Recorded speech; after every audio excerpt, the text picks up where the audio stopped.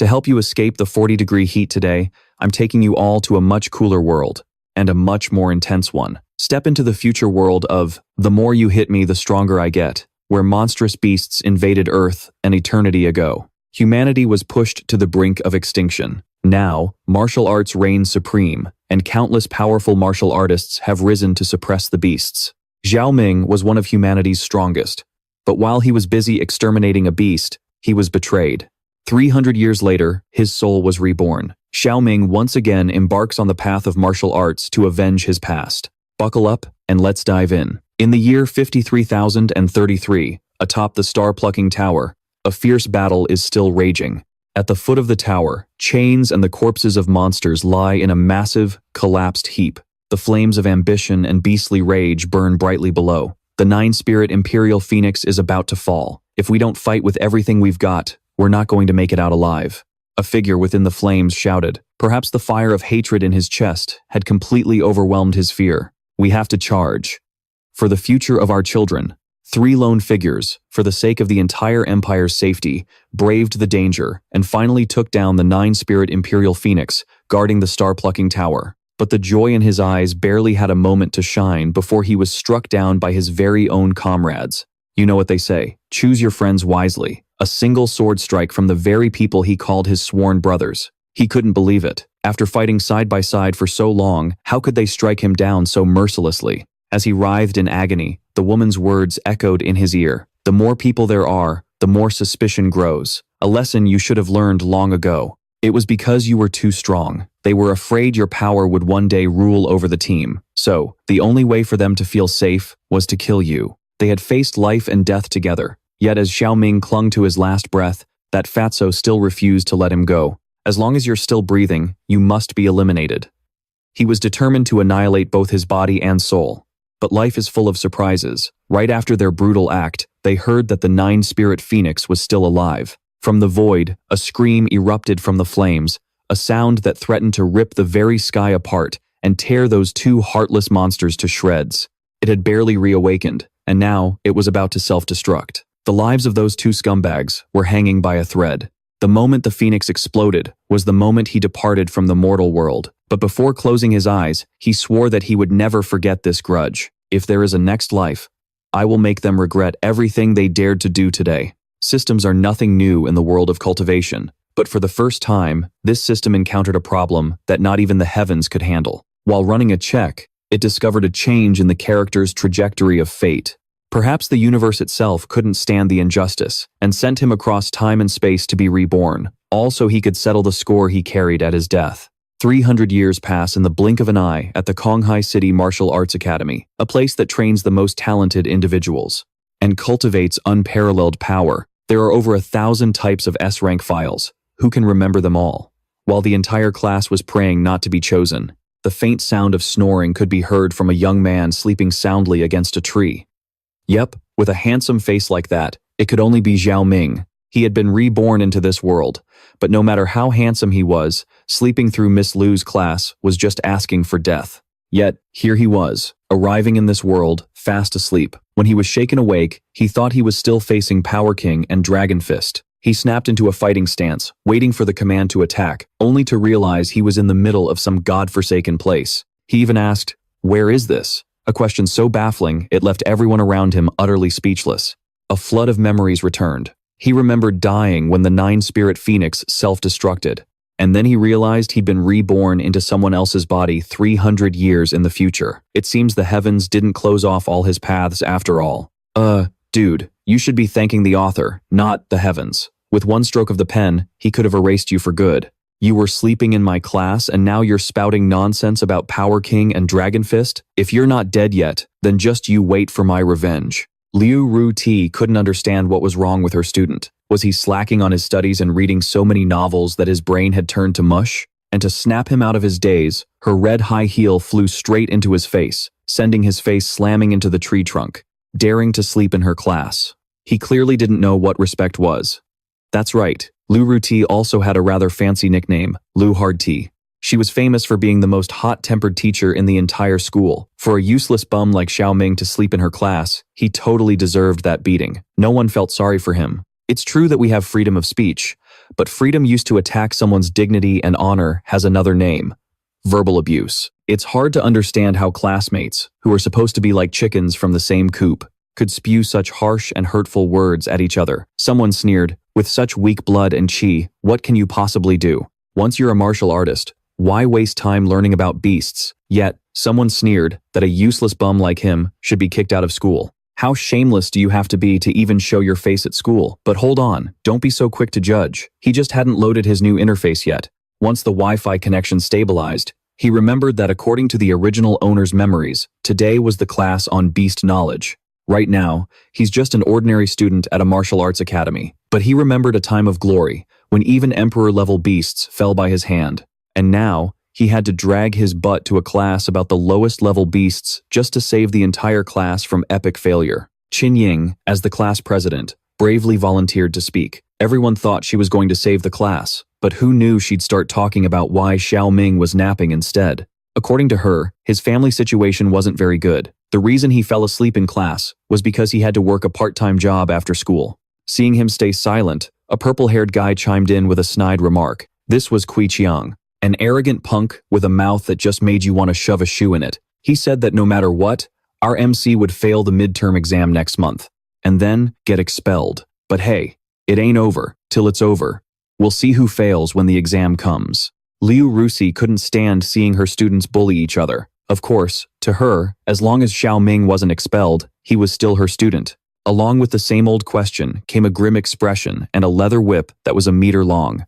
And the punishment for not knowing the answer was waiting for him: copying Introduction to Beast Studies 10 times. This teacher was seriously vicious. The Introduction to Beast Studies textbook was so thick you could kill someone with it. Copying it 10 times? He'd still be at it when hell freezes over. The question was whispered right into his ear, accompanied by mocking jeers. They said he probably didn't even know what page the hyena monster was on.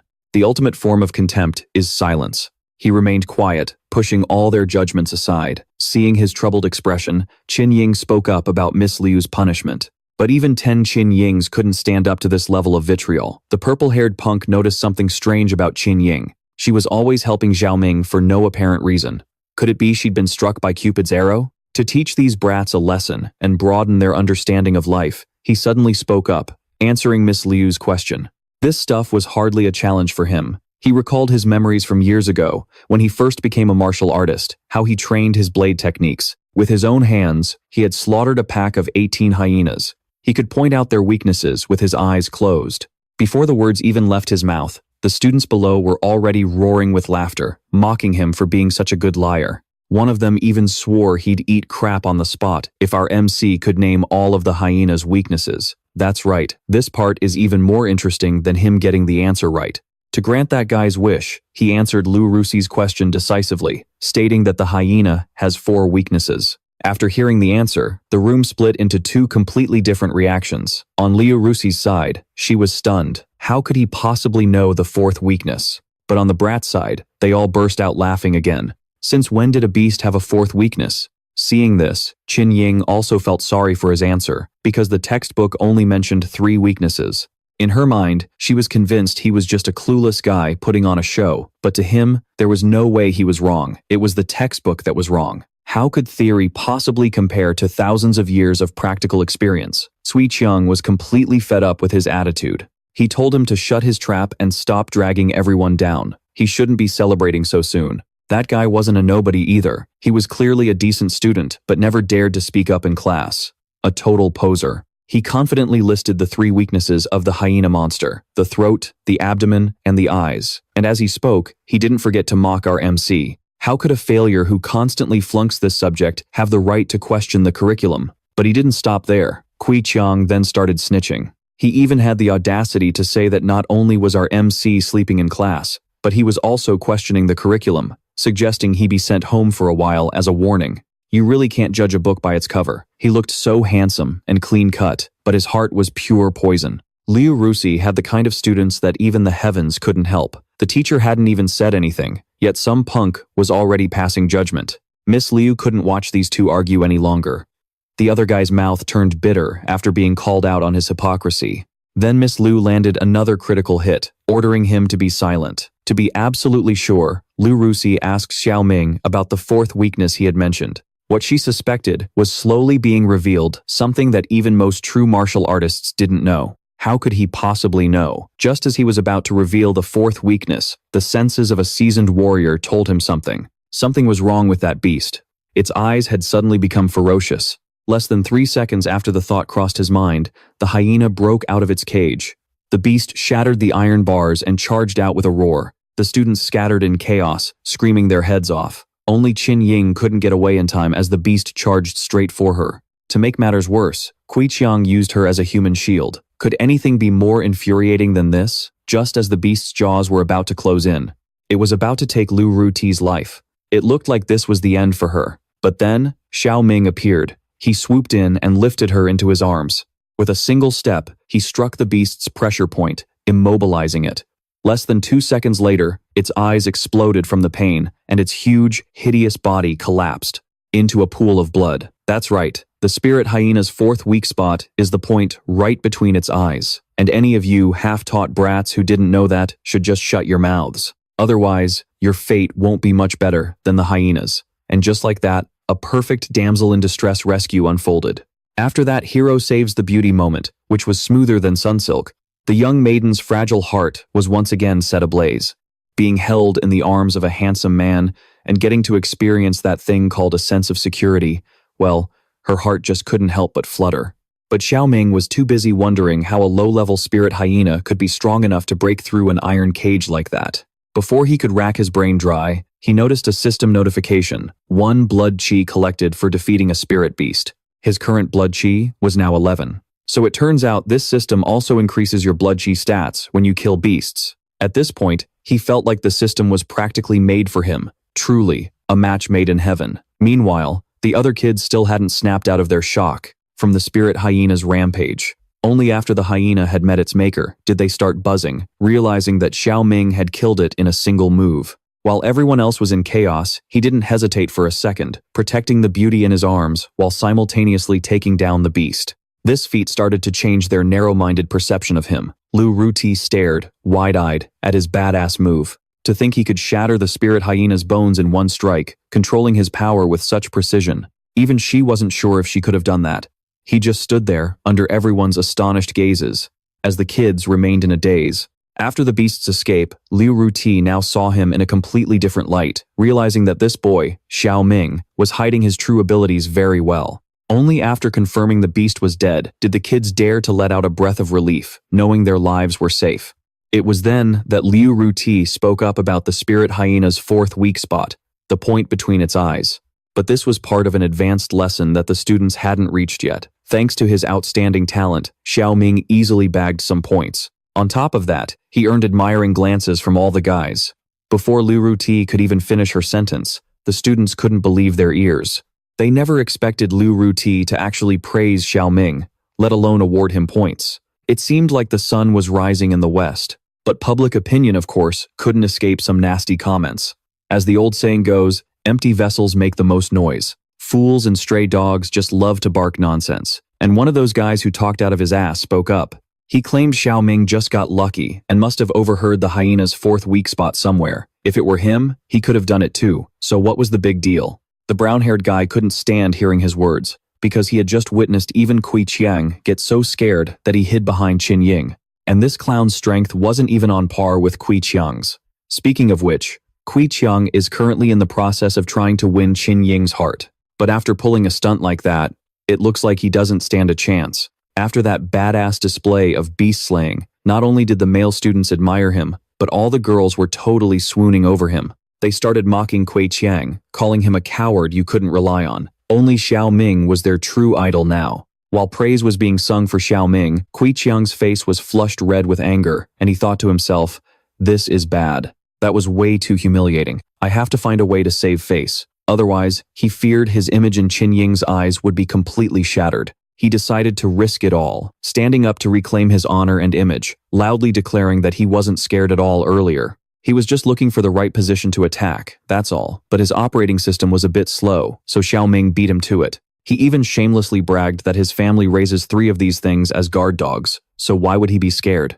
Not stopping there, he ridiculed Xiao Ming for being able to kill the spirit hyena with only 10 blood chi. For him, with a whole 80 blood chi, something like this would be a piece of cake. Of course, nothing he said could be believed. It was hard enough to listen to, let alone believe. Looking at how he acted just now, only a fool would believe him. In any case, bragging isn't illegal, so he just kept on running his mouth, but he couldn't stand the mocking atmosphere any longer. The rage rushed to his head.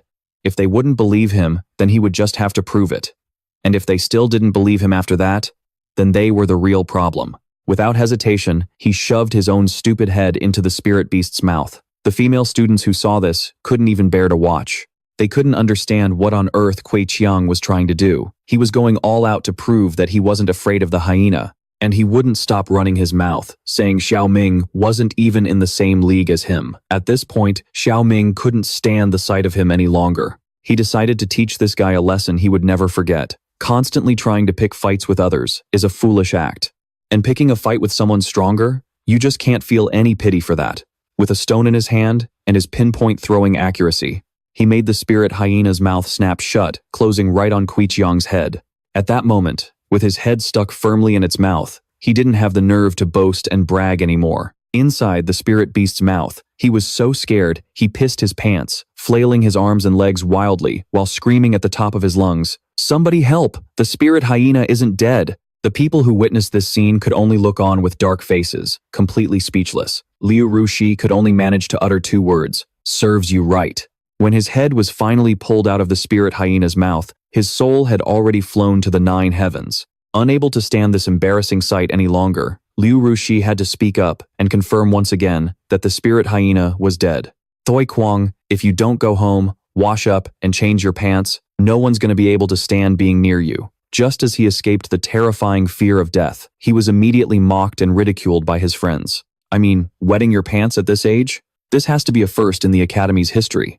What an eye-opener. Thoi Kwang couldn't bear the laughter and had to run home crying to his mommy, hopefully not becoming psychologically scarred from this incident. Just more trouble. Sunset finally arrived, and the end of the school day is the happiest moment in a person's life. His feet hadn't even left the school grounds, but his mind was already at the plaza. Faintly, from a distance, came the enticing invitation to go to the maid cafe in Heroes Square. In stark contrast to the boy's excitement about maids, Thoi Kwang didn't know where to hide his face. He racked his grape-sized brain, trying to figure out how to salvage his image in front of Tanon. He knew that girls always love flowers, but flowers from a guy who pissed his pants from fear, that was a long shot.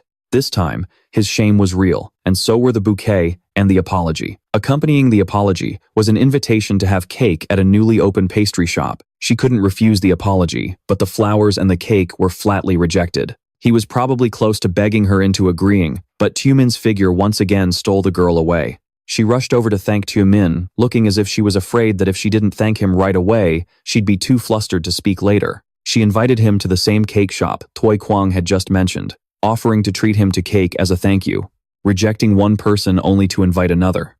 It seems Thoi Kwang's love story is about to come to a tragic end. The one who was hurt now goes on to hurt others. Sadly for her, he wasn't free today. He was busy going home to his beloved, so he'd have to take a rain check for another fine day, like tomorrow or the day after. Still, she didn't give up on her cake date with her crush. Undeterred and willing to wait until he was free to go with her, Thoi Kwang was absolutely furious. His failure to get a date with the beauty was one thing, but it was also because of Tumin that he'd lost all face. This was a grudge he was determined to settle. On a summer afternoon in Heroes Square, life here was much more bustling than in other parts of the town. A speech was being delivered in the soft, steady voice of a young woman. Through her soothing narration, she spoke of two great generals, Luke Vuong and Long Qian.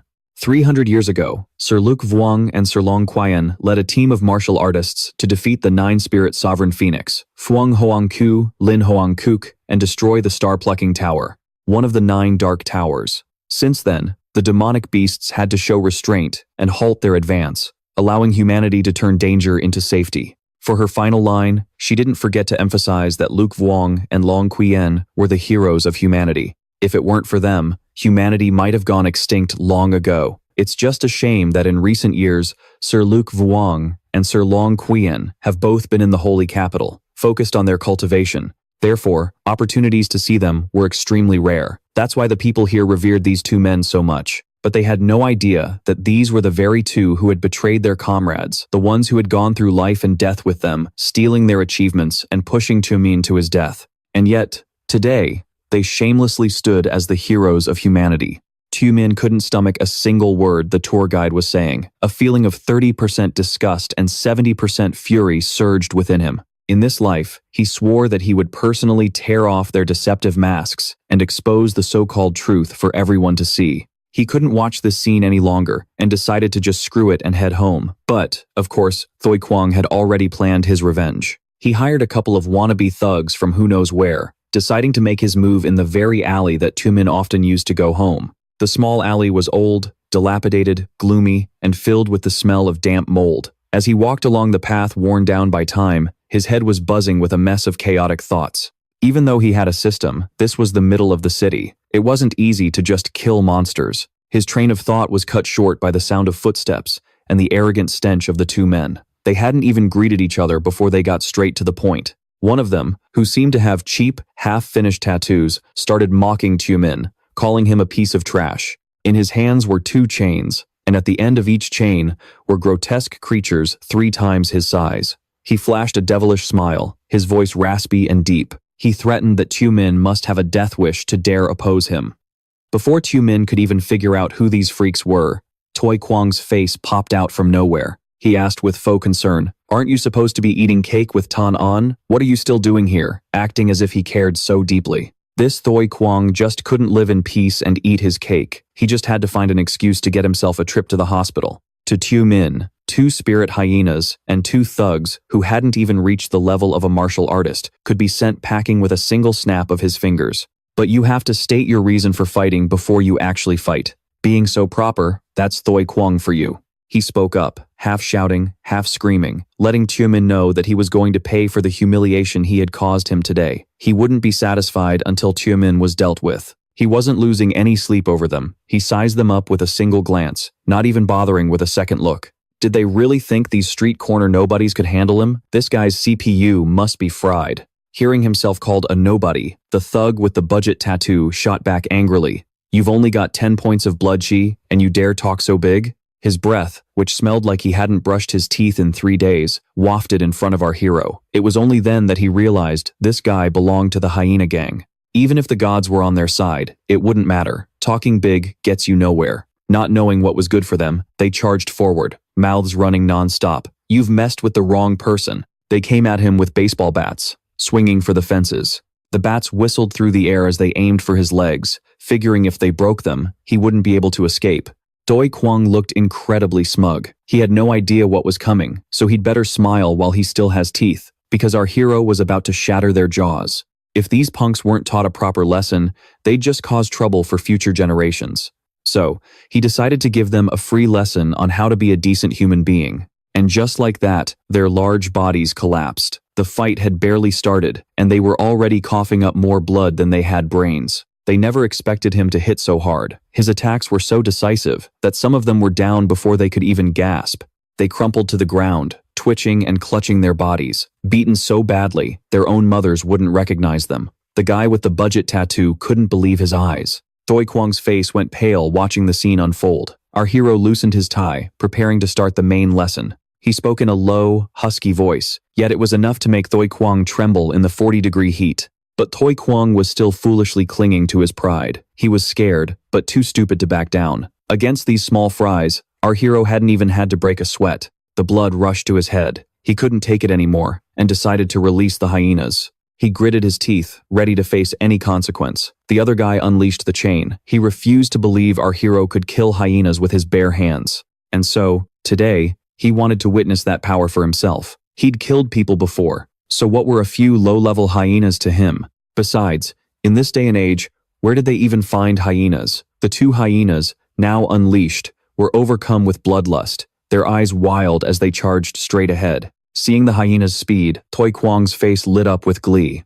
After all, these 2 were special finds, nothing like the ones used at school. So he was incredibly arrogant, certain of his victory. He even told our hero to get on his knees if he wanted to be spared. Otherwise, he shouldn't be surprised when he gets torn to shreds. The 2 hyenas snarled, closing in on him. His handsome face remained perfectly calm as he curled his lip into a cold smile. To him, all hyenas in this world were exactly the same. Before the words even left his mouth, he struck a single, fatal blow that made both hyenas cough up blood and die on the spot. A pity. The two beasts died without ever knowing the touch of a handsome man. Thoi Kwang and the scowling tattooed thug couldn't believe their eyes. They knew he wasn't a martial artist, so how could he possibly kill their two fiercest hyenas in the blink of an eye? After sending the hyenas to meet their maker, the system awarded him an additional 2 points of blood chi. Right now, he couldn't care less about them, overjoyed that his blood chi was increasing. Seeing him distracted, Thoi Kwang tried to make a run for it, afraid of losing his teeth, but escaping wouldn't be that easy. If you have the guts to start trouble, you need to have the guts to face the consequences. The real show is about to begin, so everyone, get your popcorn ready. To our hero, this was just fun and games, but for the thug, this was fate. Too bad the Grim Reaper was calling his name so soon. Before he could even get out his last words, not even a quick wait, our hero landed a swift kick right where it hurts. All he could do was scream in agony as a single kick sent him flying. Seeing this, the scowling tattooed thug saw his future suddenly turn bleak. Unable to handle the shock, all he wanted to do was run home to his mommy. And what was bound to happen, happened. The guy claimed to be from the hyena gang. Well then, let's see just how tough this gang really is. These guys showing up was actually a blessing in disguise. He'd been worrying that his current power level was too weak to go outside the city and hunt monsters. His biggest concern was not being able to find any beasts, and now they had delivered themselves right to his doorstep.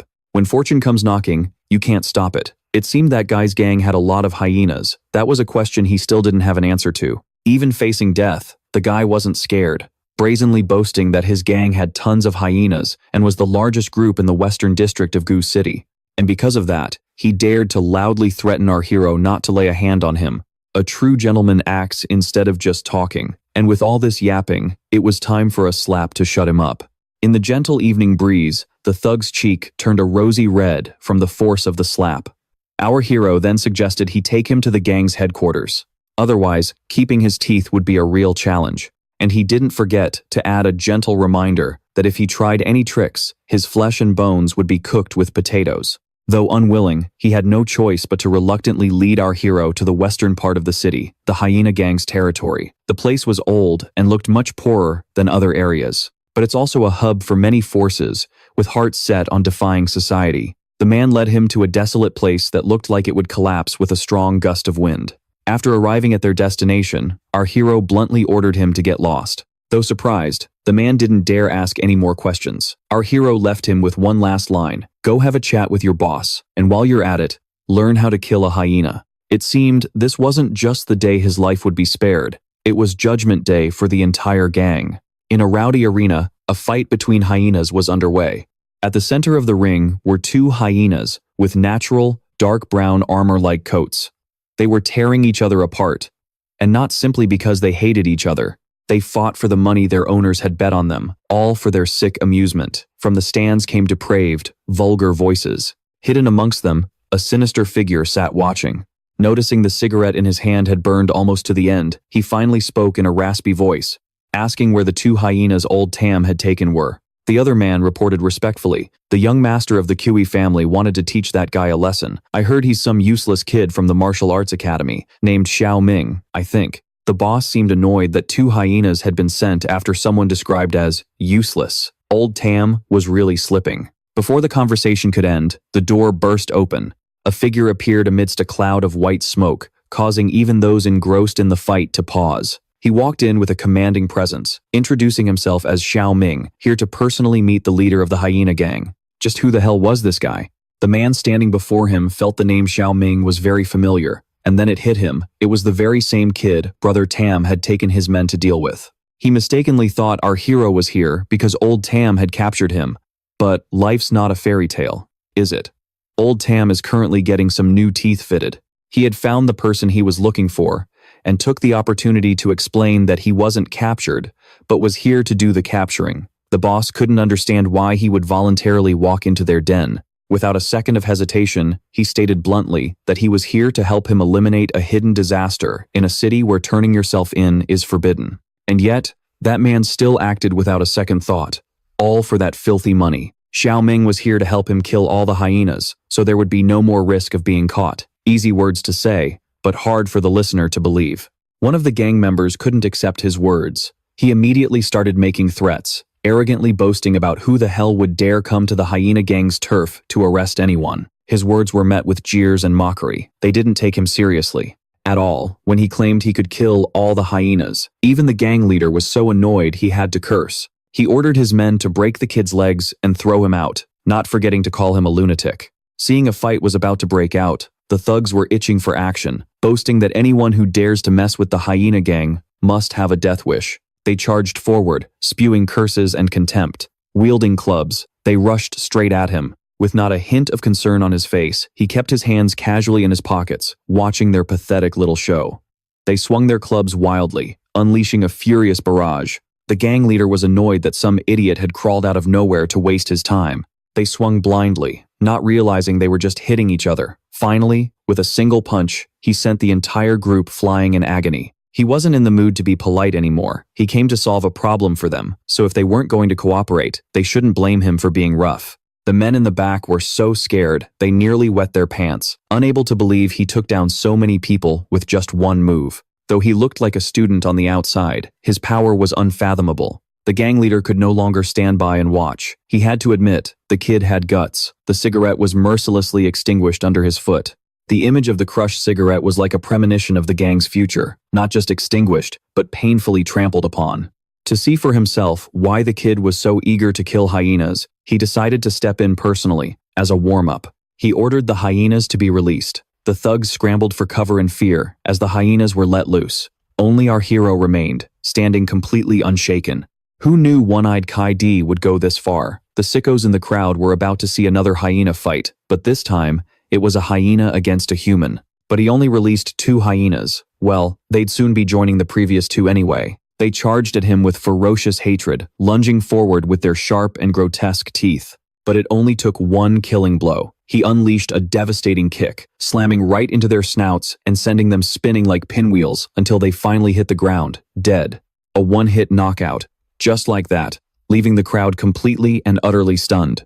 The 2 hyenas were dead. It seemed unlikely Kai-D would let him get away with this. After the 2 hyenas were killed, the gang members started to feel nervous. In that moment, the look of contempt for Xiao Ming had vanished from their faces. The gang leader nearly lost his mind. His rage had reached its absolute peak. He didn't care anymore. He just wanted to kill this kid once and for all. He gave the order to release every single hyena from their cages. He wanted to see just how capable one man could be. That high school kid aimed for the minions' heads, who at this point could do nothing but obey. The old iron cage door was dragged open, and the beasts went wild as if injected with an even more potent and maddening drug. They bared their fangs and claws, stalking towards him with only bloodlust and death in their eyes. Xiao Ming, however, was completely unfazed. In fact, he even looked excited. He felt that this number of beasts might finally make things interesting for him. Less than a minute later, using a fist technique he knew so well he could do it in his sleep, the first of the hyenas was dead. 10 minutes later, the others couldn't withstand the onslaught and collapsed in a pool of blood right at his feet. The lucky ones that survived didn't even last half an hour. Some people get their thrills from teasing dogs, but Xiao Ming went for the premium package, taking on hyenas. He hunted them down to the very last one. In less than an hour, the entire pack of hyenas had been torn to pieces by his hands. Kai-D couldn't believe that the hyenas he had personally trained could be defeated so easily. Xiao Ming was pleased with his score of 86, and the rapid increase in his blood chi filled him with even more joy. It wasn't just Kai-D. His disciples were also in disbelief that a single, ordinary-looking student could kill so many hyenas. One-Eyed Kai-D had really messed with the wrong person today. But for Xiao Ming, this battle was still incredibly boring.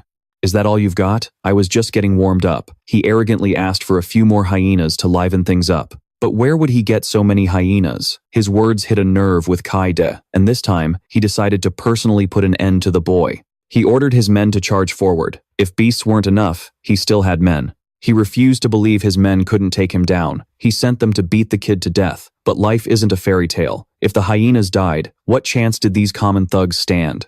Of the 36 stratagems, fleeing is the best. Before he could even react, his disciples had all vanished. Better to save their own skin. They cursed at Kai-D as they ran. "Fight him? Are you kidding me? That guy isn't human. I can't even beat one hyena. How the hell am I supposed to fight him? You want to die or something?" Old man Kai D, you better start praying for yourself. The boss couldn't handle this betrayal. He'd fed them well every single day, yet they abandoned their brother at the sight of a single kid. Xiao Ming found their bickering rather amusing, but time was short, so he calmly advised Kai D to start worrying about himself. Seeing him, the old man was scared out of his wits, not even daring to tremble too hard. However, Xiao Ming's request was surprisingly simple. All he wanted to know was where the hyenas came from and if there were any other mutant beasts around. For him, finding more mutant beasts was the key to drastically increasing his power. After hearing the question, Kai De stubbornly refused to answer. After all, this was his gang's livelihood. Spilling the secret would be like kicking over his own rice bowl. He swore to himself that even if the kid knocked out his 2 front teeth, he wouldn't say a word. Fine by me, Xiao Ming thought. You can lose as many as you like. His fist slammed right into the man's face. Whether he talked or not would be decided by violence. Truly a pea-brained fool with an intellect you'd need a microscope to find. After being beaten to a pulp, he finally confessed that he bought the hyenas from the Celestial Eclipse Arena in the south of the city. He said there were many other, much stronger mutant beasts there, and that hyenas were basically worthless in comparison. That was why he was able to buy them so cheaply. No wonder he threw them into fights without a second thought, even opening a martial arts school just for them. The Celestial Eclipse Arena was a place he often visited in his past life to train, and the record for the longest consecutive winning streak there still belonged to him. He decided to head back there, so he asked when it opened and who the owner was. The man could only stammer in fear that the arena opened every weekend. As for the owner, he had no idea, only that the man had a formidable background. Pressing his advantage, Xiao Ming forced the man to take him to the arena that weekend. With no room to refuse, the old geezer had to accept the kid's outrageous demand, simply because the kid's fists were bigger than his. But there was one problem. The Celestial Eclipse Arena was strictly for members, and even he would have a hard time getting someone in. Xiao Ming didn't waste words. He simply mentioned the wound on the man's chest that had been there for over 10 years, caused by the gale force breath of a glacial eagle. A flash of panic appeared in the man's eyes. He never expected the kid to know about that. Xiao Ming then said he could heal the wound. He didn't bother explaining further, because this Kai De was the leader of Konghai City. If he had him under his thumb, everything would be much more convenient. He wrote him a prescription: 3 grams of seed ash, 0.5 grams of sand crystal, 6 grams of purple mushroom spore fluid, and told him to find a clean room. The man was baffled. These were extremely precious ingredients that only an alchemist would know how to use. How could he possibly know this? His disciples were just as bewildered. Alchemists were even rarer than martial artists. Every single one of them was an honored guest of the world's major powers. Alchemists could concoct unbelievably potent potions. After drinking one, even an ordinary person could gain the strength of a martial artist. If he was an alchemist, then he had to get into the Alchemists Association. For a long time, while he was still a student, he paid no mind to any of the gossip swirling around him. He gave Kai Duck only 5 minutes. If the man was late, he would lose this opportunity all on his own. Hearing this, the man scrambled to find the medicine, terrified that being even a second late would anger him and make him change his mind. He felt a surge of joy. If this man was an alchemist, his own fate was about to change. He felt that with such a powerful backer, he would finally be able to run wild on Konghai Street. The thought made him ecstatic, and he quickly found the medicine that the young man had pointed out. In the clean room, there was only a single table, 3 vials of medicine, and 2 people staring at each other. The space seemed to shrink, the air thick with tension. The ingredients were ready, but he couldn't shake the nagging worry that his skills might have deteriorated. After all, in his previous life, he had rarely concocted medicine, ever since he reached the pinnacle of martial arts. He shattered the 3 vials, sending their contents flying into the air as the formula reacted with the scattered lightning molecules. It was at this moment I realized there was a hint of chemistry in the air. It's true, people can be corrupted, but chemistry never forgives anyone. When the man heard the word formula, he realized this was something only a true alchemist could possibly comprehend. Being acquainted with an alchemist, he grinned from ear to ear. This time, he was going to strike it rich. Condensing his Dantian energy, he crafted a single pill. After all these years, his power and talent hadn't diminished in the slightest. He couldn't believe it. After all his years on this earth, he had finally found a medicine that could heal his wound. He went from calling him kid to a respectful master. He cautiously asked if this pill was meant to heal his wound. Would it really work? Well, since it had been so long since he'd last made a level 3 recovery pill, he was making it for free, just to get his skills back in shape. Hearing the words level 3 pill, the man was stunned. A pill like that sold for at least 10,000 gold coins on the market. And yet, this man could create one so easily. Without another word, he told him to open his mouth. The pill flew from mid-air straight into his mouth, emitting a strange, green spiritual aura. In the end, his wound healed, and it healed in an instant. The joy on his face was impossible to hide. Like a 3-year-old who just got his favorite toy, he thanked him profusely, every other word being master or praising the master's great benevolence. Kaiduk had no idea how he could ever repay this debt. And, just like that, the master's objective had been achieved. He pledged his eternal loyalty, swearing that whatever the master commanded, he would obey, even if it meant climbing a mountain of blades or diving into a sea of fire. Well, his pledge of loyalty was good enough. It's not like he'd ever be this guy's turn to climb a mountain of blades anyway. All these oaths and promises were just annoying to listen to. Just don't forget the appointment at the arena at the end of the week. As for the bigger things, we'll take them one step at a time. The man became so subservient that he begged to escort the master wherever he went. A man's conscience, sold so cheaply for a single pill. They passed through a small street corner packed with stalls. The crowd was shoulder to shoulder, and the air was filled with the lively calls of vendors. There was fresh, delicious beef and wine steeped with a thunder-horned tiger's penis that was said to be addictive after just one sip. And of course, you couldn't forget the grilled meat. And in this sweltering heat, you absolutely couldn't go without the divine honey sugarcane so big, long, and sweet.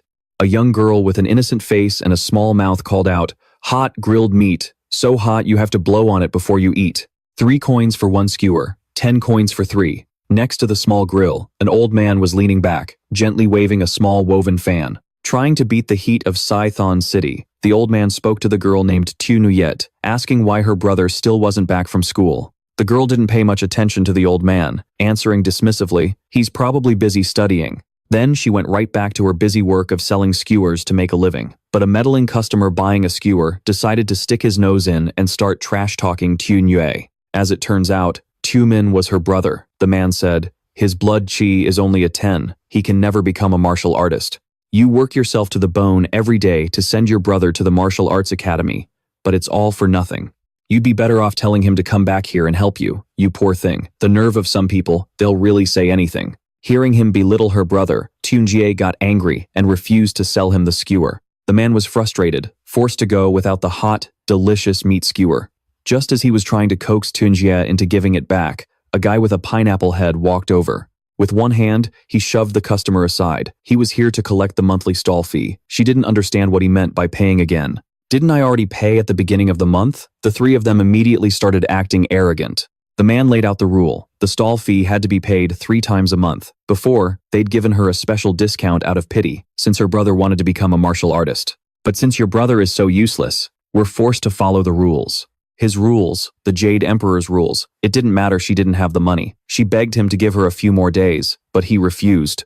But before she could hear it, he sent her flying with a kick. The people here were furious at their actions, but only dared to curse them behind their backs. No one dared to punish them. The Neat Kogang, the top gang in the West, was backed by the Hyena Gang, so commoners like them didn't dare to touch them. He still had that same look in his eyes, that same scheming desire, half coaxing, half forcing her to go with him. He said if she went with him, she'd eat well and dress nicely. Wouldn't that be better than struggling to sell grilled skewers? She stubbornly refused to go with him, not even if it meant death, but it wasn't up to her to decide, not when he had craved this for so long. He reached out, wrapped his arms around her, and began dragging her away. But then, a meat skewer flew out of nowhere. This time, it wasn't a grilling rod, but a sharp skewer. It shot forward with the speed of light, pulled by gravity, and plunged straight into his hand. He cried out in pain, clutching his trembling hand. Xiao Ming was back, looking as calm as ever. While his sister was scared out of her wits, he was still casually eating a grilled skewer.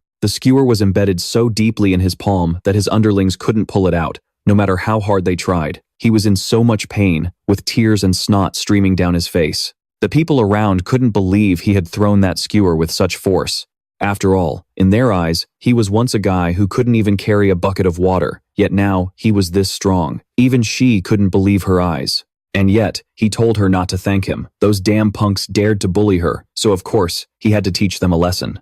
What was there to thank him for? Were they, as brother and sister, going to be so formal? What she cared about right now was how he had become so strong. Had he become a martial artist? It seems all the skewers she made for him while he studied weren't for nothing. He'd finally amounted to something.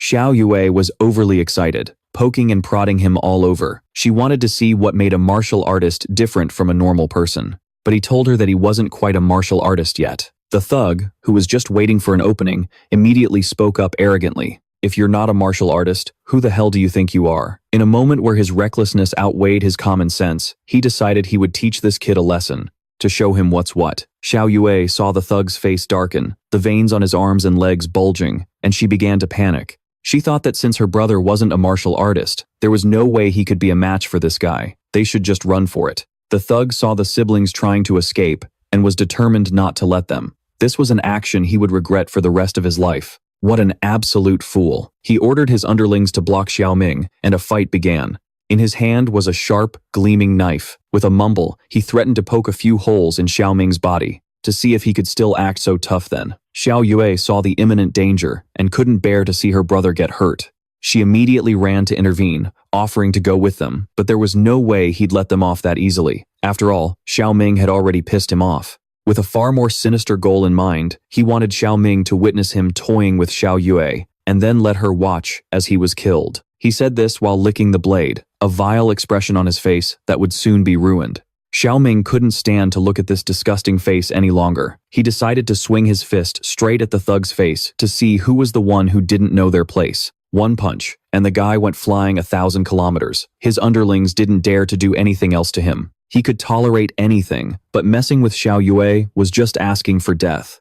Xiao Yue still believed her brother wasn't a martial artist, so how could he strike with such force? In this situation, all that was needed was a confident smile. It was true he wasn't a martial artist yet, but he was just a tiny bit away. He also took this moment to apologize to her. He had made her shoulder too many burdens in the past. From now on, he would definitely protect her well. The thug's face was bruised and swollen, and he was seething with rage because his handsome face had been beaten to a pulp by Xiao Ming. He couldn't fight himself, so he called his brothers to step up. These huge, muscular guys immediately tried to overwhelm Xiao Ming with words.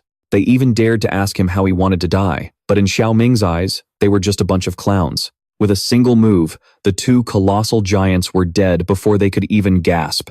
The thug couldn't believe his eyes, but now, it was his turn. Although he was so scared he could barely stand, he still talked tough, saying he had the hyena gang backing him and told Xiao Ming not to be so arrogant. His words sounded cool, but he was sweating and trembling with fear. If he knew that Xiao Ming basically owned the entire hyena gang, he'd probably die of shock on the spot.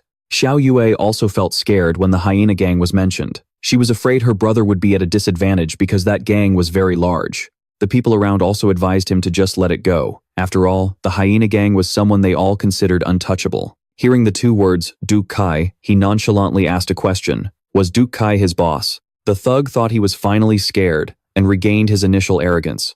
But then, he saw an image of his own boss happily buying food and drinks and serving them directly to Xiao Ming, and even calling him Grandmaster Xiao Ming. He began to feel a sense of dread. His eyes went wide, unable to understand. How could the boss of an entire gang be here buying things for him? The others were also extremely surprised. They never expected to witness a living Duke Kai, and a Duke Kai who was cheerfully and willingly going around the street buying snacks for Xiao Ming. His eyes scanned over to his subordinate, not understanding what he was doing here. Xiao Ming gently asked a question. Model. He calmly recounted the story as if it were nothing. It was just about some guy who bullied his sister, and now, he was about to send that guy to the afterlife.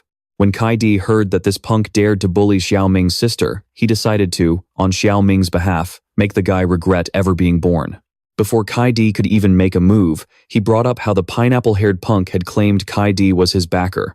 That was why he dared to run wild. The guy couldn't even catch his breath before he flinched as his motor-mouthed underling eagerly tried to explain everything. It was another pineapple head trying to ride on someone else's coattails, immediately introducing himself as Chen Dian of the Two Dogs gang. And what was this about gifting each other mink scarves last winter? Was he trying to ask for it back or something? Then he started bragging about his years of dedicated service, helping Kai Di manage Meteor Street, claiming that even if he had no great merits, he at least put in the effort. He kept rambling on like that, just hoping for a chance to survive. While his mouth and hands were busy begging, his mind was silently cursing Xiao Ming. How could he have ever guessed that a kid like Xiao Ming actually knew Kai De? He figured this time, he'd just have to part with his money to save his own skin. He secretly waited for an opportunity to fleece the common folk of Meteor Street to make up for this loss. The residents' worries came flooding in. Money was already tight, and now he was telling them to pay double. It would be impossible to get by from now on. As the stall fees increased, so did their anxiety. They decided to ask Xiao Ming to put in a good word for them. Through their conversation, they also realized his relationship with Kai Day was anything but ordinary. Some people thought it was good enough that Xiao Ming could protect himself. Worrying about them too was probably asking too much. The punk, still wearing a face like he was at a funeral, asked what his boss thought. After all, Kai Day was his only lifeline. Otherwise, his teeth would probably be sent to the next life. No matter how much he begged, Kai Day still slapped him across the face. To Kai Day, a small fry like him wasn't even worth his attention. He had the towering mountain that was Xiao Ming right in front of him. How could he possibly offend him over some worthless punk? He might as well punish him for daring to collect double the fees, too. In doing so, the punk had only brought more harm upon himself. He was beaten to a pulp and even kicked out of the hyena gang. He really didn't pick a lucky day to leave the house. This guy's luck was worse than a black dog's. After venting his anger, Kai De humbled himself and apologized to everyone. He admitted that his management was lax, causing trouble for all the residents. To show his remorse, he announced that from now on, Meteor Street would no longer collect stall fees. After hearing the news about the fees being waived, the residents' joy was written all over their faces. They finally had enough money to get married. Only now did they realize Kai Day had done this out of respect for Xiao Ming. They had underestimated him so badly before. After this incident, Xiao Yue admired her big brother even more. All her hard work to send him to school hadn't been in vain.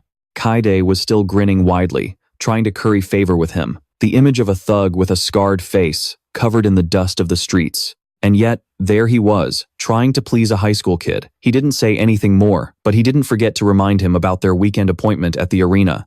It seemed this trip was really important to him. Kai Day was still dreaming of being acknowledged by the Grandmaster. The tension on his face seemed to ease after his successful attempt at flattery. As twilight fell at the Qin family residence, a magnificent and luxurious palace was illuminated by crystal chandeliers. A conversation between an adult and a young girl inside caught one's attention. A man with a majestic aura, who appeared to be Qin Ying's father, was asking her about her mutant beast lesson that day. She was his most precious treasure, and he couldn't let anything happen to her, so he always doted on her with meticulous care. Qin Ying just said vaguely that everything was fine, not forgetting to tease her father for underestimating her. She didn't want to tell her father about the escaped hyena. She didn't want to get a lecture from him at all. To put her father at ease, she said they were just low-level beasts in class. The beasts her father took her to see at the Heavenly Eclipse Arena were the truly terrifying ones. He praised her and said nothing more. Looking up at the clock, she saw it was late and said goodbye to her father to head to the Pharmacists Association.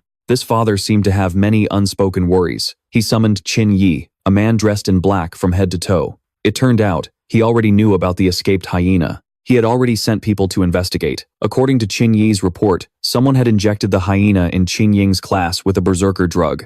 Who did it was still under investigation.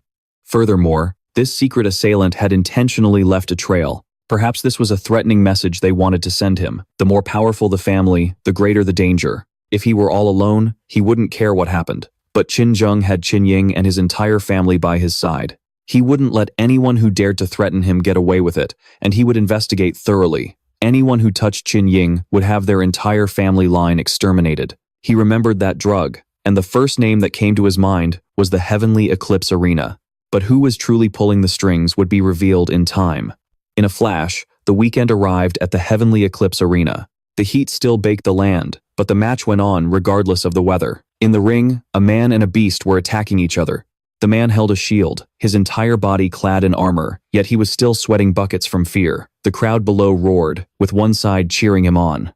That man was smashed to death by the one-horned demon tiger. I can't believe the cruel games humans will play just for entertainment. They're all human lives, yet they're being used as a spectacle for the amusement of others. Some are even willing to throw their lives away just to make ends meet. The stands were packed like an anthill, and the deafening roar of the crowd disgusted Xiao Ming. He never expected the arena to be this packed. But then again, it was the weekend, so of course it would be crowded. Still, the people who could afford to be here were anything but ordinary. 300 years ago, mutant beasts were the sworn enemies of all humankind. An encounter meant a fight to the death. Now, people treat them as a form of entertainment. It was hard to say whether this was progress or a step backward. The beast, as if drawing strength from the crowd, bared its fangs and claws and lunged straight at the young man. He was paralyzed with fear by its ferocious aura. With one swipe, it shattered his shield. With another, the young man's life was forfeit under the savage beast's claws. It raised its head and let out a triumphant roar. That old man, Kai De, was furious that the 100 coins he'd wagered had just gone down the drain. Xiao Ming watched the match in silence. He asked if there were any requirements for those who wanted to compete. Perhaps he wanted to join the fight, to earn some money and increase his own power. This match had no requirements. Anyone who wanted to participate could simply step into the ring. Perfect, he thought. He would go down there and fight. If he killed this one-horned demon tiger, his vitality would surely break the 100-point mark. He told Kai Di to use 10,000 coins to bet on his victory, but the old man strongly objected. He was an esteemed apothecary, for crying out loud. He couldn't just go down there and fight mutant beasts. But Xiao Ming ignored him and leaped into the arena. Up on a VIP balcony, the petite figure of a young lady sulked, having lost 1,000 silver coins. She wondered why her luck was so terrible. This was none other than Qin Ying and her father. He saw his daughter moping about her lost bet, but to him, 1,000 coins was nothing. Here was another 100 gold coins, equivalent to 10,000 silver coins. He handed them to her, telling her to have fun. After all, their family had nothing but money. Her face lit up at the sight of the cash, but her father had actually come here today to investigate something. But Qin Ying had insisted on tagging along, so he had to put it off for another day. He then asked her about Xiao Ming. He had noticed his daughter getting quite close to that boy recently. At the mention of her crush, a shy look flickered in her eyes, though she tried to hide it with a casual reply.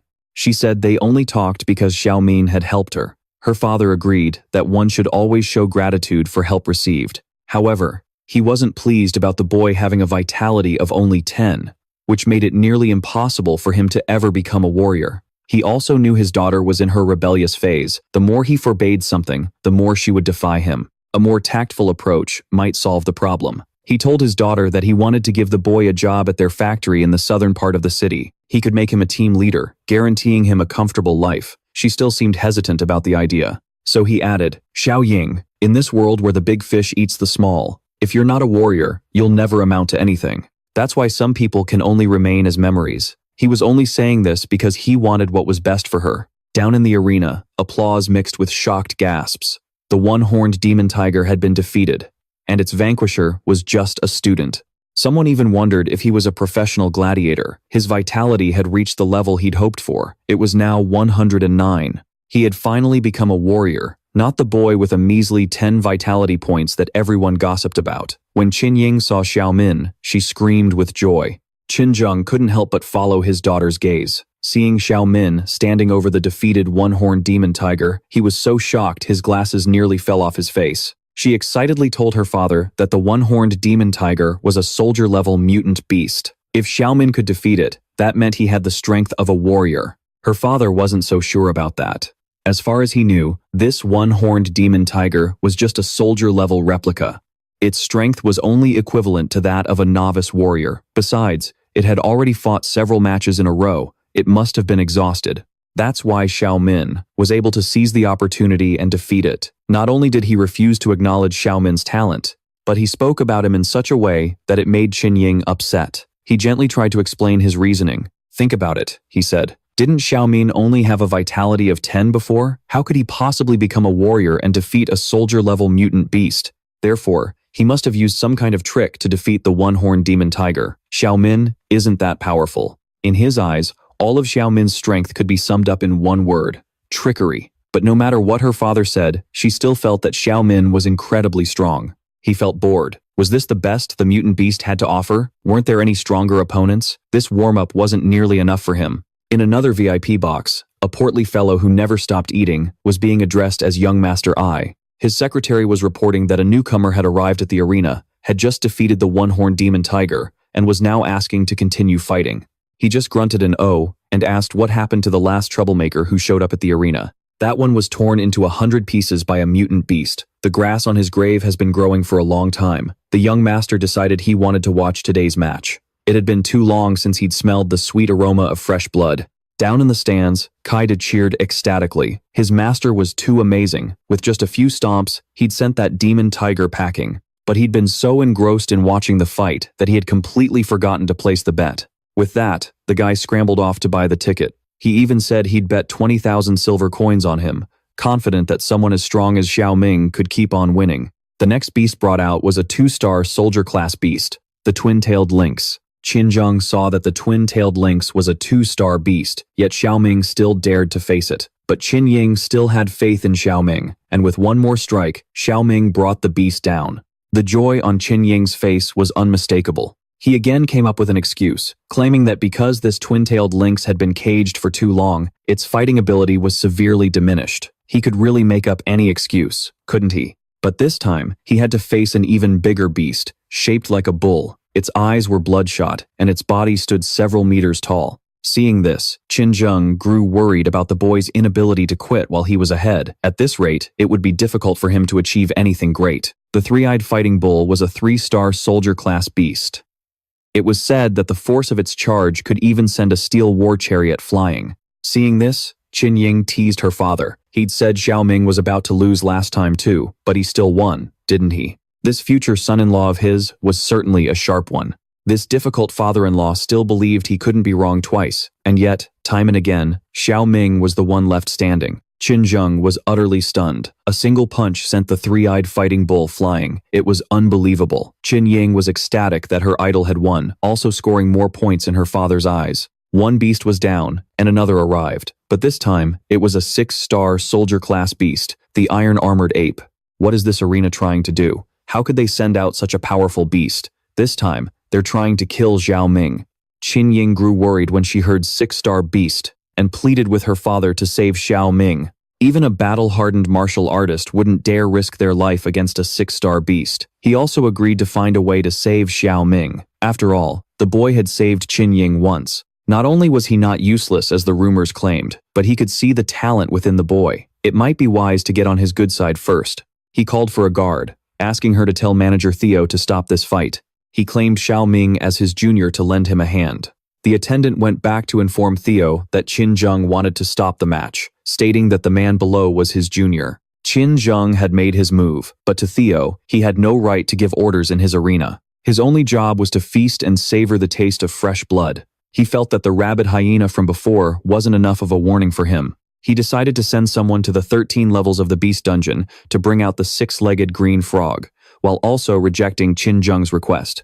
At the same time, he had a message delivered, citing the arena's rules. Once a beast enters the ring, the match cannot be interrupted. The assistant personally went to see Qin Zheng and delivered the reply, adding that a huge audience was watching. It wouldn't look good if they found out he needed to interfere in the match. He was powerless to do anything more. Now, the boy could only rely on himself.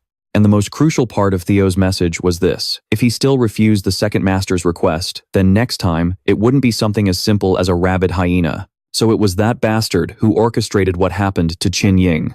The second master of the Tianxi arena, Edward. Of course, Qin Zheng would never forgive him. This debt had to be paid. After hearing the warning from Edward, Qin Zheng felt a deep unease and began to experience strange, unsettling emotions. Qin Ying noticed her father wasn't well. He said he was tired and that they should go home and rest after this match. He needed to return immediately to strengthen little Ying's security team. He absolutely could not let her fall into danger again. Down in the stands, those people were still betting recklessly, going all in with 10,000 silver coins on the human defeating the beast. It turned out that the hot-blooded gambler was Kai Di. His brothers around him immediately tried to stop him. They thought there was no way the kid could beat the beast. The cash Kai Di used for the bet was their last bit of working capital. If he lost, they'd all be eating dirt. Fortune favors the bold. The odds on the master are now 1 to 100, he shouted as he slammed his money down. All or nothing. High risk, high reward. His actions made his underlings want to cry, while everyone else thought he had a screw loose. After all, in their eyes, Xiao Ming was just some kid.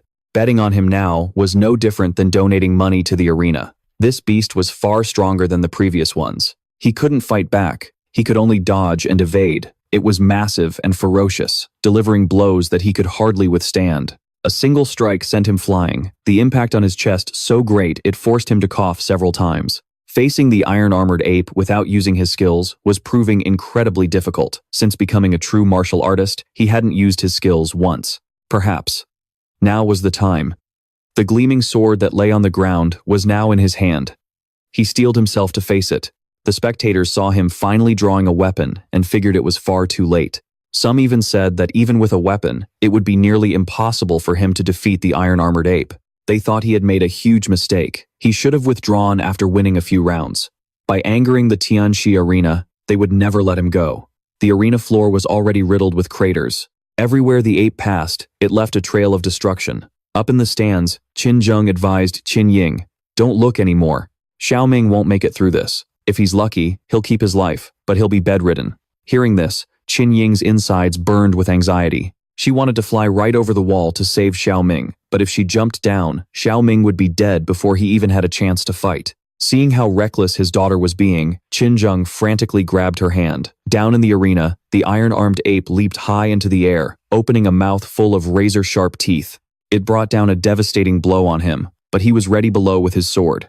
The cold-blooded crowd in the stands roared, "Kill him!" They were all human, yet their cruelty was unbelievable. Kaide watched, bitter and anxious. After all, he had bet everything on him. Now, all he could do was pray for his victory. Qin Zheng couldn't let Qin Ying continue to watch the ape bring down such a blow, but down below, he remained calm and used his Thunderblade slash. In a single strike, the ape's head was split in two, splattering blood all over the stands. A moment later, the level 6 ape lay motionless on the shattered arena floor, a testament to its own destructive power. The people in the stands were more shocked than if they'd seen a god in real life. He had actually killed the iron-armed ape in a single blow. They weren't high or hallucinating today, so they had no choice but to accept this as reality. Some people wanted to marry Xiao Ming on the spot, while others called him a wolf in sheep's clothing. Even Qin Zheng couldn't believe that this high school kid had done it in just one hit. He couldn't believe his own eyes. Qin Ying, who had been shrouded in darkness, pushed her father's hand away to see. Only after confirming that Xiao Ming was okay did she finally feel a great weight lift from her heart. The most pointless question ever asked was, why did the iron-armed ape die? Damn it, obviously Ming carried the fight. Did they think it just poisoned itself to death? No one helped him. Xiao Ming killed the iron-armed ape all by himself. Even this was something Qin Zheng couldn't quite believe. He recounted it to his daughter in a dazed voice. The ape is dead. His blood chi rose to 233 points. These mutated beasts were pretty good for increasing his blood chi. Not bad at all. Kaide's crew was overjoyed. They were going to be rich this time. Hitting a 10 million silver coin jackpot made them all grin from ear to ear. Xiao Ming thought their celebration was honestly pretty embarrassing. In the lobby of the Celestial Arena, neon lights illuminated the room, a gathering place for the so-called rich and powerful. Kaide stood at the reception desk, making a scene because out of everyone who bet in the entire arena, he was the only one who won. He kept asking about it over and over to get attention, even pretending to be shy about his massive win. He figured if they didn't trust in Master Xiao, then they deserved it. Their loss was incredibly satisfying. This time, Xiao Ming had earned quite a bit of money. It would be enough to improve his family's life and help out Xiao Yue. That girl had already worried and worked herself to the bone for his sake. As he was lost in thought about what to do with all the money, Qin Ying appeared. She hurriedly called his name in the night.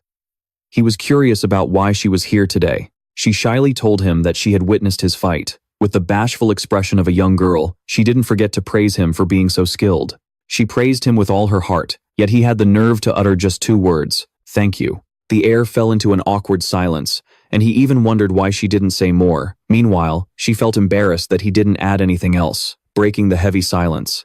Qin Zheng called out, "Xiao Ying, we have to go." As she left, she didn't forget to invite him to her birthday on the 5th of next month. Not wanting to refuse outright, he tentatively accepted, saying he'd come if he wasn't busy. Hearing his agreement, she happily ran back. Her actions made him realize that this girl might actually like him. Out of nowhere, a small green frog appeared in the middle of the hall, right at Qin Ying's feet. She thought it was just a normal animal, and even called it cute, right up until Qin Zheng saw it.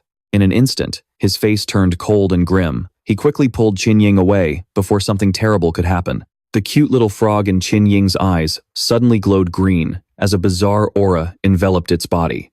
All the while, Qin Zheng held Xiao Ying tightly in his arms. A pillar of light shot up from the frog, making everyone nearby feel dizzy. Qin Zheng saw that Qin Ying was hanging by a thread but could do nothing, screaming in despair, while Kaide's group was gleefully collecting their winnings. He was just about to turn and brag to him, but in a flash, he was gone. An announcement blared from the speakers in the grand hall. the traveling green frog has escaped from the beast prison. This mutated beast can randomly teleport hundreds of miles away, with an over 80% chance of teleporting outside the city. Everyone, please evacuate immediately.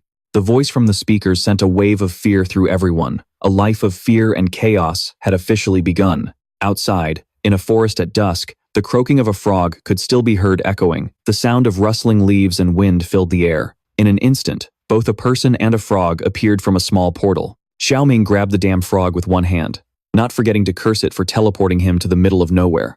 Unbeknownst to him, before he could even deal with the frog, he encountered a pack of white wolves, their faces drooling with hunger after having been starved for so long. He thought he was done for this time, running into soldier rank howling moon wolves. It was out of the frying pan and into the fire. Out of the frying pan and into the fire. These mutant beasts usually operate in packs, so this time, they're in big trouble. On one side, a dense forest and a whole pack of wolves. On the other, Qin Ying, who was completely useless. This situation was getting dire as the wolf pack let out a series of howls. Xiao Ming's heart couldn't help but pound with fear. He picked up stones from the ground, throwing them at the wolves, while telling Qin Ying, "Hey, on the count of 3, run in the opposite direction." In a moment, if he had to fight them, he wouldn't be able to look out for Qin Ying, but she just sat there, motionless, not listening to a single word he said. The wolf pack attacked, and trapped in a dilemma, he was forced to protect her, while fighting them off. He swung his fists again, and by the time the wolves were knocked down, he had no strength left. After beating them black and blue, he realized these 7 laughing moon wolves weren't as strong as he thought. Qin Ying suddenly snapped out of it, as if she'd just woken from a coma, with no idea what was happening. At that moment, he arrogantly boasted that he was just dealing with a pack of laughing moon wolves that were about to attack them. A small matter, not worth being surprised over. But he had misunderstood. The wolves' target wasn't the 2 of them, but their cub, which was in Qin Ying's hands. She explained that back at school, she happened to read a research paper on laughing moon wolves and learned about some of their behaviors. The place they had teleported to just so happened to be the den of a laughing moon wolf pack, so they probably thought the 2 of them were invaders and were worried about their cubs. All they had to do was return the cub to them. He knew that, but deep down, a beast was still a beast. They would always be the enemy of humanity. And with the laughing moon wolves guard down, if he were to strike now, it would only take him 10 seconds to finish the job. If they weren't the same race, they weren't on the same side. To humanity, and to him, the only good beast was a dead beast. Qin Ying shattered his murderous atmosphere, holding out an adorable wolf cub and telling him to try holding it. Xiao Ming's face turned grim, waving his hands dismissively, but Qin Ying just shoved the little wolf into his arms. After petting it a few times, he had to admit it was pretty cute. These mutant beasts had their own emotions, even family bonds. In that respect, they were hardly any different from humans. He couldn't bring himself to kill them. To thank him, they actually went and caught a small rabbit for him. In his astonishment, he never expected them to have evolved so much in 300 years. Before he could be moved, his intuition screamed that something was wrong. From behind the grass and bushes, a sniper appeared. A portly figure with a long, gleaming rifle. He aimed straight for the wolf's head. One shot, and the white wolf collapsed at Xiao Ming's feet. He didn't even have time to warn it to dodge. Realizing Qin Ying was still next to him, he once again pulled her to the ground to avoid the stray bullets. They kept firing at the wolf pack, the smoke from the gunpowder rising thick in the air. Despite this, a sliver of humanity remained. An order was given not to harm the cubs. Their goal this time was a complete wipeout because the adult wolves were worth a lot. The pack charged toward them, but they fell one by one to the barrage of bullets. It wasn't just guns. They also had knives and swords. They slaughtered every last one without mercy. Qin Ying was stunned, unable to bear watching them get killed like this. All she could see now was the blood and corpses of the wolves. They had been butchered, their bodies torn apart. For the hunters, this was a huge score. A hunt that seemed to be over had suddenly delivered a jackpot from the heavens. They planned to skin the adult wolves and sell the cubs to the fighting arena, splitting the money later.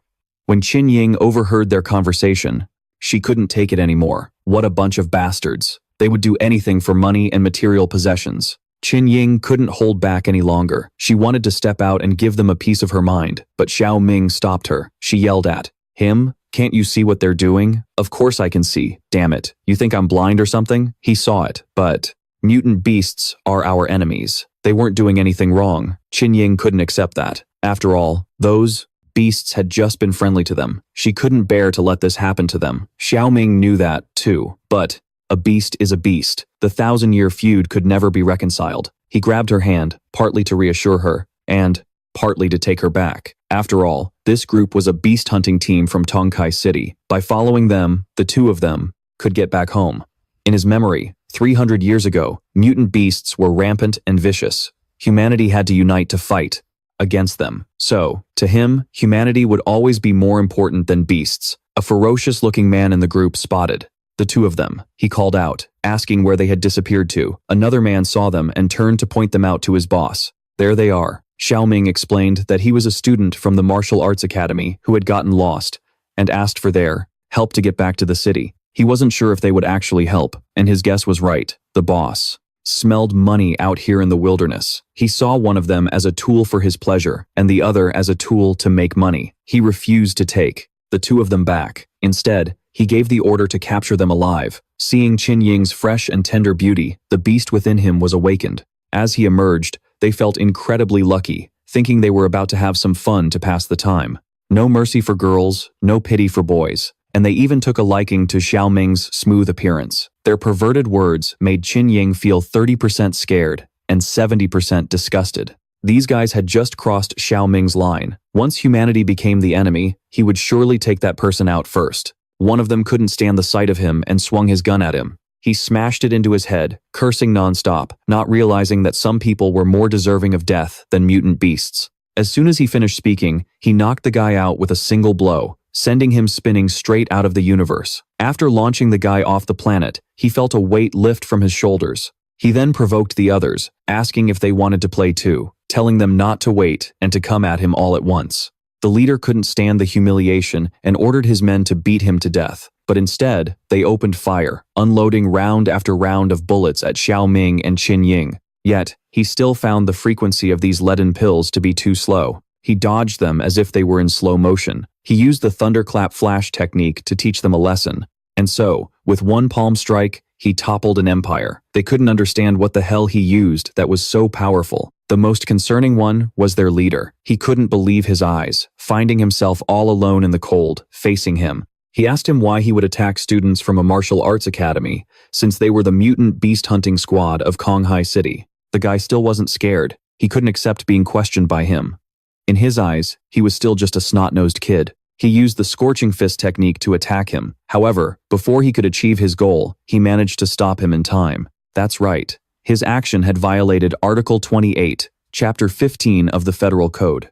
According to regulations, he could be shot and killed on the spot. As he spoke, his hand relentlessly twisted the man's wrist, making him scream in agony. The man once again started his series of using his boss's name as a shield. Before he could even boast about who his boss was, he was kicked so hard he coughed up blood. To Xiao Ming, it didn't matter who was backing this guy. It wouldn't save him. He was sent flying with repeated kicks, blood pouring from his mouth. For offending him, the only outcome he would receive was death. Before returning to the Earth, he didn't forget to tell him that Commander Kui would not let him go. But so what? If that man wanted to come find him, he was ready to welcome him anytime. Qin Ying hadn't yet recovered from the shock of the fight. That was too fast and too dangerous. She wanted to leave, but didn't want to abandon the wolf pups. They would die if left here. Without much thought, he decided to bring the whole pack of wolves with them. Some of the spoils of war here could also be useful. This mutant beast hunting squad should have enough supplies for them to use for a few days. While searching for loot, he found a blood crystal. Blood crystals are formed from blood ki energy after it has condensed to a certain level. After being absorbed, it helps martial artists increase their blood chi. He never expected to find something so good.